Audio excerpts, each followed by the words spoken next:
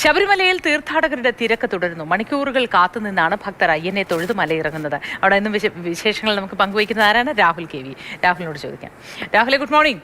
എങ്ങനെയുണ്ട് തിരക്ക്? Moti, good morning. സ്വാമി ശരണം.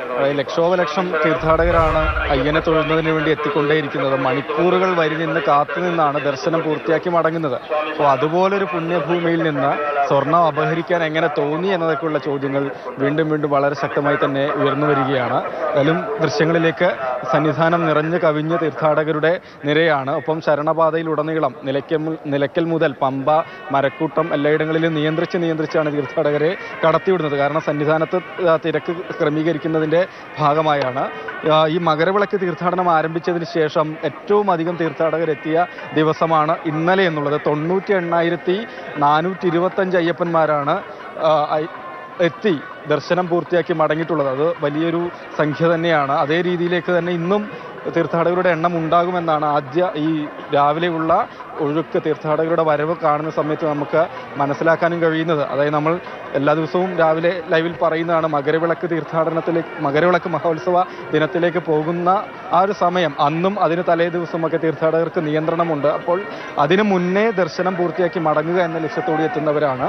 സന്നിധാനത്ത് അല്പസമയത്തിനകം ഉഷപൂജ തുടങ്ങാനും പോവുകയാണ്. നോക്കുക, തീർത്ഥാടകർ ഇങ്ങനെ വരി നിൽക്കുകയാണ്. സ്വാമി ശരണം. சாமி சரணம். ராஜபாளையம் கிருஷ்ணாபுரத்தில் നിന്ന് ക്യൂ 60 வந்துச்சு. ஜாஸ்தி கிரௌட் இருக்கு. ராஜபாளையத்துலேருந்து பாதயாத்திரை வந்துச்சு. எல்லாம் ராஜபாளையத்துலேருந்து பாதயாத்திரை 10 நாள் ஆகி வந்து கால்நடையா வந்துச்சு.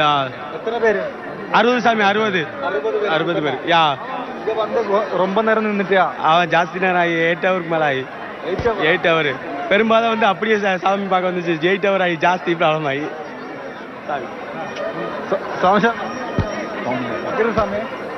ராமநாதபுரம், தமிழ்நாடு ராமநாதபுரம்.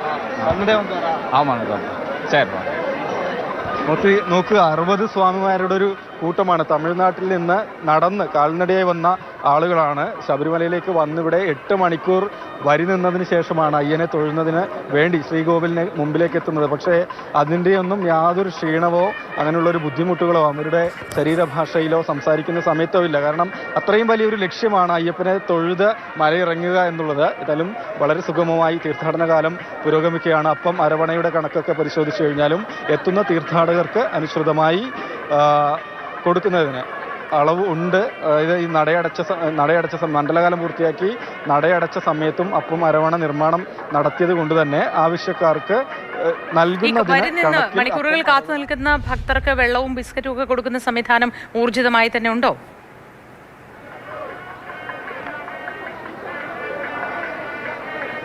മോത്തിയുണ്ട്. ആവശ്യമുള്ള തീർത്ഥാടകർക്ക് എവിടെയാണോ വെള്ളം വേണ്ടത്, എവിടെയാണോ ബിസ്ക്കറ്റ് അടക്കം എത്തിച്ച് നൽകേണ്ടത്, ആ രീതിയിലുള്ള കാര്യങ്ങളെല്ലാം തന്നെ ശരണപാതയിലുടനീളമുണ്ട്.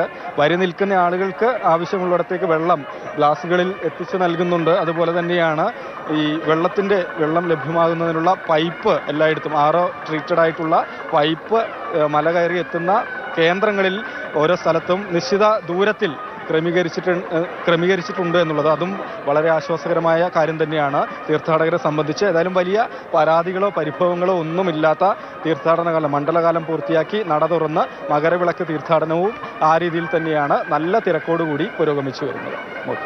ശരി, രാഹുൽ KV ആണ് വിശദാംശങ്ങൾ പങ്കുവച്ചത്.